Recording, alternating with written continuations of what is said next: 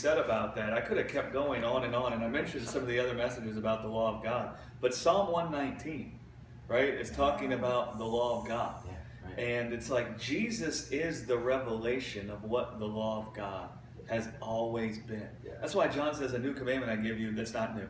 Right. Yeah. It's like a contradiction. Yes. What do you mean it's not new? Of that word of life that has been from the beginning. He expounds on it in 1 John, where he says, that which is from the beginning, which we have heard, which we have seen, which we have touched, of that word of life. Yes. Right? Yes. And that's God. When you start understanding the commandment as something God has spoken to call forth light and life in people, it changes everything. Even the way you think of the word commandment will make you feel at rest.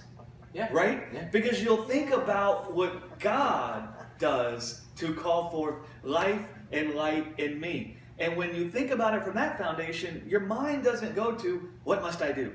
Your mind goes to thinking on what he has done. Yes. And do you know what will happen to a person whose mind begins meditating on what God has done to bring forth light and life?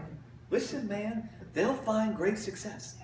If you know what I'm saying, right? They will find great success. He who meditates on the law of the Lord day and night shall find great success. Joshua was not talking about some freaking carnal ordinances. He was not talking about he who meditates on thou shalt and thou shalt not shall find great success. He was talking about he who meditates on the work that God has done to give life apart from their works shall find great success. Why? Because God's work is successful.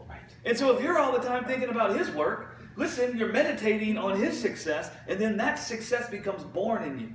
Right? Right. Kind of walk with success.